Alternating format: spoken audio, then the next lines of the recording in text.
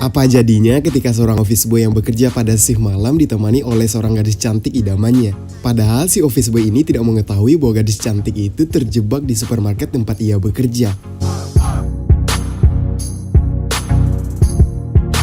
Halo semuanya, kembali lagi bersama saya di channel Just Nonton. Nah, di video kali ini kita akan membahas sebuah film lawas yang berjudul Career Opportunities yang pernah dirilis pada tahun 1991. Tapi sebelum kita lanjut, jangan lupa tekan tombol subscribe-nya dan nyalain lonceng notifikasinya agar kalian semua tidak ketinggalan video-video selanjutnya. Sudah? Oke, let's talk about it.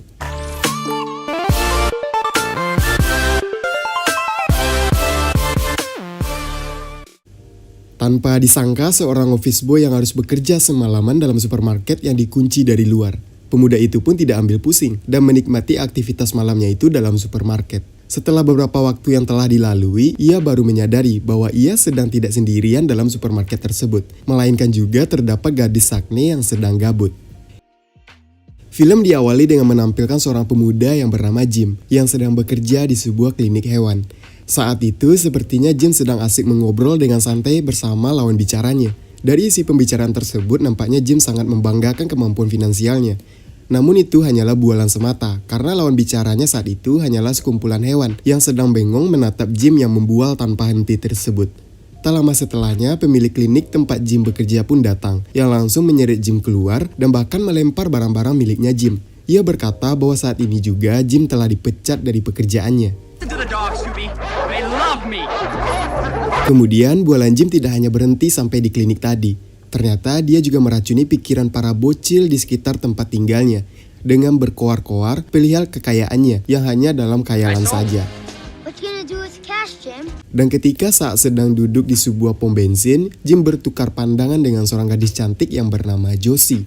Ia adalah seorang gadis cantik yang memiliki mobil mewah. Senyuman Jim pun direspon positif oleh gadis cantik itu. Namun ketika Jim hendak memikat gadis itu dengan gayanya, seketika Jim malah diseret dan dimarahi oleh ayahnya yang mendapatkan laporan kalau anaknya itu kembali dipecat dari pekerjaannya. Tak mau menanggung malu, Jim pun berkeras kepada sang ayah kalau dialah yang mengundurkan diri dari klinik hewan itu. Kemudian di rumahnya Jim terus mendapatkan olok-olokan dan disudutkan oleh keluarganya karena tidak pernah becus dalam bekerja. Karakter Jim di sini digambarkan sebagai pemuda yang suka membual dan tidak dianggap oleh keluarganya.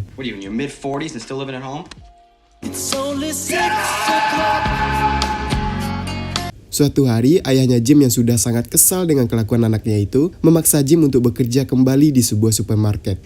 Jim yang memang dasarnya pemalas dengan terpaksa harus mengikuti interview di tempat kerja barunya yang sudah diusulkan oleh ayahnya itu. Dan pada saat diwawancara oleh seorang HRD di sana, ternyata malah terjadi sebuah kesalahpahaman yang dimana HRD tersebut mengira Jim akan melamar untuk posisi sebagai manajer. HRD itu pun langsung menawarkan gaji yang cukup tinggi untuk Jim. Jim yang mendengar besaran gaji yang akan diterimanya dengan spontan ia langsung mengiyakan tawaran tersebut. Namun sialnya ketika HRD itu menerima sebuah panggilan telepon, dia baru sadar ternyata orang yang seharusnya menerima jabatan manajer tersebut bukanlah Jim yang sekarang ada di hadapannya. Ternyata orang yang sekarang diajak bicara adalah Jim yang akan melamar untuk pekerjaan sebagai tugas kebersihan yang bekerja pada shift malam hari. Impian Jim untuk mendapatkan gaji yang super besar pun hanyalah khayalan. Dan Jim diberitahu gajinya sebagai petugas kebersihan yang hanya dibayar per jam dengan jumlah yang kecil. Namun karena dia sangat membutuhkan pekerjaan itu dan takut kembali diomeli sang ayah, akhirnya Jim pun mau tidak mau harus menerima pekerjaan itu dengan terpaksa. Kemudian di rumah mewah Josie, nampak sang ayah yang bernama Roger sedang menerima rekan mitra bisnis ayahnya. Josie yang malas untuk berhadapan dengan ayahnya mendadak masuk ke dalam rumah. Namun ketika itu ia langsung dipanggil oleh sang ayah untuk menyapa rekan bisnis ayahnya itu. Kedua tamu yang melihat sosok Josie langsung terperangah melihat kecantikan dan tubuh indah dari sang anak tuan rumah. Bahkan alangkah terkejutnya orang-orang yang berada di ruangan itu saat Josie yang nekat mencipok salah satu tamu yang ada di sana. Tergambarkan bahwa karakter Josie sebagai gadis liar yang tanpa pikir panjang bisa cipok-cipokan orang yang baru saja ia kenal. Dengan tatapan yang bengong dan kosong, sang ayah nampak syok dengan kelakuan anaknya tersebut. Kemudian di saat tamu-tamu sudah pulang, sang ayah langsung memarahi Josie dan mengancamnya akan mengurung Josie apabila memperlakukannya kembali seperti tadi. Di lain tempat nampak dua orang perampok yang sedang mengintai korban mereka yang lengah karena sedang bermesraan di dalam mobil. Dan tanpa perlu waktu lama, mobil tersebut pun berhasil mereka dapatkan. Dengan kecepatan penuh, mobil hasil curian itu meninggalkan hutan tempat muda-mudi yang sedang memadu kasih tadi. Kemudian kelakuan Jim kembali membuat orang tuanya geleng-geleng kepala. Karena di hari pertama ia bekerja, Jim sudah menyewa sebuah mobil limosin untuk mengantarnya ke supermarket tempat ia bekerja. Tentunya untuk membayar sewa mobil mewah itu diperlukan uang yang bahkan melebihi gaji Jim dalam sehari. Going to Paris on an F-14. Jim is so cool. Dan ternyata kelakuan Josie dan Jim tidak beda jauh. Karena di supermarket tempat Jim akan bekerja, Josie nampak mencuri beberapa barang dan menyembunyikannya di dalam balik mantel. Dan di hari pertama Jim bekerja, Jim di briefing singkat oleh seorang yang nampak seperti preman. Alangkah kagetnya, Jim yang mengetahui kalau dirinya akan bekerja sendirian untuk membersihkan supermarket itu dengan kondisi dikunci dari luar. Dan waktu shiftnya bekerja akan selesai pada jam 7 pagi di keesokan harinya. Kemudian dengan kesembronoannya, Jim memulai pekerjaannya di supermarket. Tentu saja dengan beberapa kecerobohan kecil di sana-sini. Karena merasa pekerjaannya terlalu cepat selesai, Jim pun kemudian memanfaatkan waktu yang tersisa sangat banyak itu untuk bermain-main. Mulai dari ngemil makanan di sana, bermain mikrofon, bermain golf, menonton film, menelpon orang tuanya, memainkan alat musik, bersepeda, dan bahkan sampai mencoba semua pakaian yang dijual di supermarket itu. Dan ketika Jim yang sedang bersepatu roda, ia sekilas melihat sosok Josie yang berdiri di hadapannya. Tanpa sadar, Jim yang lilung pun malah menabrak sebuah etalase sampai terjatuh. Dan Jim pun sadar bahwa itu bukan hayalan saat Josie mendekati dan menanyakan keadaannya. Are you alright? Di tempat lain, ayahnya Josie dan seorang petugas kepolisian nampak sibuk mencari keberadaan Josie ke berbagai tempat. Dan di sini mulai jelas alasan kenapa Josie berada di supermarket tadi. Itu adalah untuk kabur dari rumahnya. Kembali ke supermarket, Jim bertanya kepada Josie, kenapa ia berada di sini. Padahal saat ini supermarket sudah tutup beberapa jam yang lalu. Josie pun memberikan alasan bahwa ia ketiduran di ruang ganti wanita. Tapi tentu saja Jim tidak percaya, karena Jim yakin akan ada alasan di balik semua itu. Akhirnya Josie pun mengakui kalau dirinya sedang kabur dari rumah. Dan di saat di supermarket, Josie berencana ingin mengutil beberapa barang. Namun karena takut ketahuan, akhirnya ia memutuskan untuk bersembunyi di sana sampai supermarket tutup. Jim kemudian berkata kalau ia sangat senang dengan kehadiran Josie di sini. Karena dari tadi Jim sudah merasa bosan sendirian. Mereka pun kemudian mengadakan makan malam dengan menggunakan bahan-bahan dan barang yang tersedia di supermarket itu. Sebenarnya Jim sudah tahu kalau dia dilarang untuk melakukan semuanya ini. Tapi karena karakternya yang selengean, tak membuatnya patuh pada aturan. Bahkan ketika Jim yang tak berhenti ngebacot, tak membuat Josie kesal kepadanya. Malahan sebaliknya, nampak Josie menatap kagum kepada Jim. Setelah itu, untuk menghindari kebosanan mereka pun mengobrol lebih dalam. Dengan Josie yang bilang bahwa keluarganya di sana menyebut Jim sebagai pembohong besar atau si omong kosong. Namun anehnya, Jim selama ini tidak menyadari hal tersebut. Jim pun juga membalas pernyataan tadi bahwa Josie juga mendapatkan predikat sebagai wanita penggoda di lingkungan sekitar tempat mereka tinggal. Josie beralasan bahwa perilaku buruknya selama ini hanyalah sebagai bentuk protesnya kepada sang ayah yang terlalu sibuk bekerja. Dan sebuah fakta terungkap bahwa dulunya Jim dan Josie ini adalah teman satu SD, SMP, dan SMA. Hal ini nampak wajar karena tempat mereka tinggal merupakan ruang lingkup wilayah yang kecil. Karena malu dan kembali sadar ternyata dirinya memiliki predikat pembohong di lingkungan tempatnya tinggal, Jim pun malah ngambek dan pergi menjauh dari Josie. Namun pertikaian mereka tak berlangsung lama karena permintaan maaf Josie kepada Jim. Jim yang jelas suka kepada gadis itu tentunya dengan mudah memaafkan gadis cantik tersebut. Kemudian Josie mengajak Jim untuk pergi jauh dari tempat mereka tinggal dan menetap di suatu tempat. Dia curhat bahwa kekayaan dan kenyamanan hidup yang selama ini membuat orang iri pada dirinya hanyalah topeng dari segala perilaku buruk ayahnya. Ternyata kehidupan Josie dan Roger yang sebagai ayah dan anak tidak berjalan mulus karena adanya kekerasan dan penyimpangan yang dilakukan oleh ayahnya Josie terhadap anak semata wayangnya itu. Jim pun yang kaget mendengar curhatan dari Josie dan dengan cepat mengiyakan bahwa Jim bersedia untuk ikut pergi bersama gadis cantik itu. Dengan sorot mata bahagia, Josie bilang kalau dia sudah membawa uang yang cukup banyak bersamanya, sehingga Jim tidak perlu cemas kehabisan uang. Josie juga berkata kepada Jim bagaimana dirinya bisa menebus kesalahannya saat mereka bertengkar tadi. Jim kemudian bilang bahwa ia ingin mengulang momen di mana dia tanpa sengaja berdansa dengan Josie saat di sekolah dulu. Dengan senang hati, Josie pun mengabulkan permintaan itu. Sambil diiringi musik romantis, badan mereka bergerak mengikuti irama. Karena terbawa suasana, bibir mereka pun saling bersentuhan. Kemudian setelah itu Jim dan Josie pun kaget ketika pintu supermarket itu diketuk oleh polisi. Jim pun dengan buru-buru mendatangi polisi tersebut yang ternyata sudah kenal baik dengan Jim. Polisi itu pun bertanya kepada Jim apakah Jim mengetahui keberadaan Josie.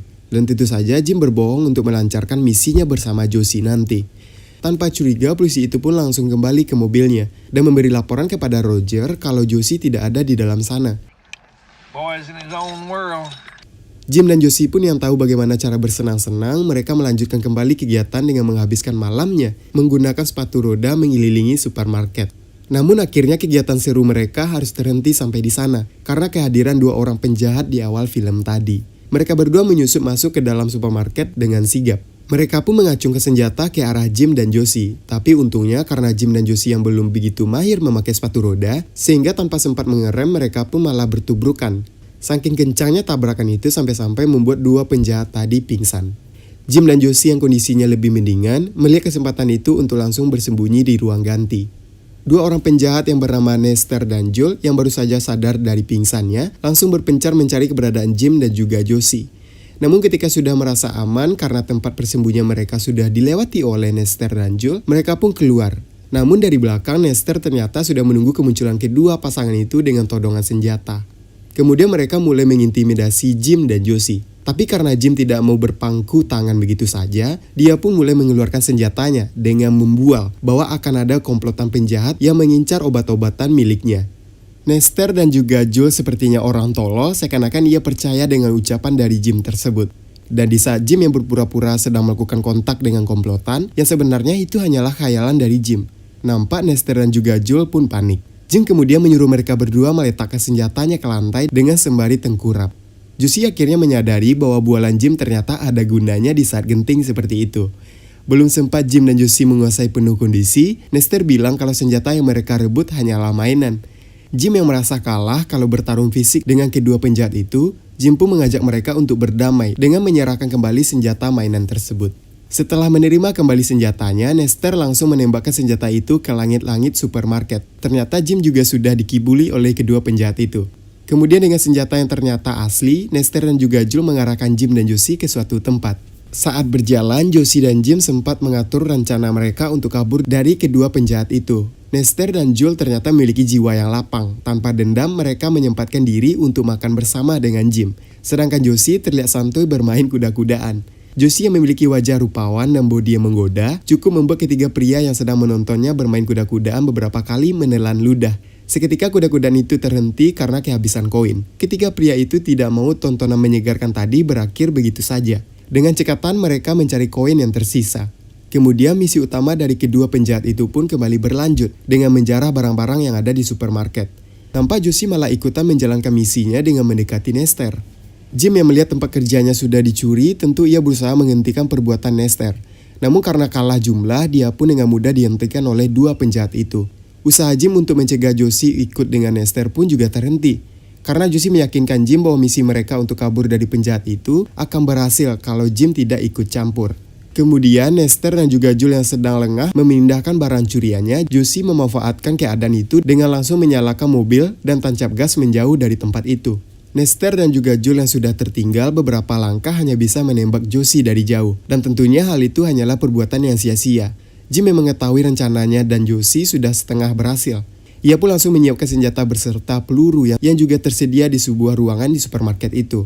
Dengan pengeras suara di bagian informasi supermarket, Jim berusaha memancing kehadiran Nestor dan juga Joel. Akhirnya jebakan itu pun berhasil. Nestor dan juga Joel pun muncul di hadapannya. Namun kali ini dia sudah siap dengan senjata yang lebih besar. Sontak keduanya pun kaget melihat hal itu. Dengan sigap Jim pun berhasil melumpuhkan Nestor dan juga Joel. Dengan tatapan kagum, Josie ternyata sudah berdiri di luar supermarket menunggu kekasih barunya itu untuk keluar. Kemudian polisi yang mendapatkan laporan dari Jim langsung mendatangi supermarket dan menemukan Nestor dan juga Joel terikat di sebuah kursi. Sebelum pergi, Jim menyempatkan dirinya untuk pamer pacarnya yang cantik pada bocah-bocah di lingkungan rumahnya. He is so cool. Setelah dari sana, Jim dan Josie pun sedang menikmati kebersamaan mereka di tepi sebuah kolam renang. Nah, seperti itulah alur cerita dari film yang berjudul Career Opportunities. Film lawas yang dibintangi oleh Frank Welly dan aktris cantik yaitu Jennifer Connelly. Frank Welly juga dikenal lewat penampilan ikoniknya di Pulp Fiction pada tahun 1994, di mana ia memerankan karakter Brad bersama dengan Samuel L. Jackson dan John Travolta. Sayang karirnya tak bertahan lama, sedangkan Jennifer Connelly tetap melambungkan karirnya di dunia perfilman sampai saat ini. Sebut saja ia pernah bermain di Top Gun Maverick, Spider-Man Homecoming, Alita Battle Angel, dan masih banyak film box office lainnya. So, bagaimana menurut kalian tentang pembahasan kali ini? Jika kalian suka, jangan lupa berikan like-nya. Saya Judi Setiawan, thanks for watching video and until next time.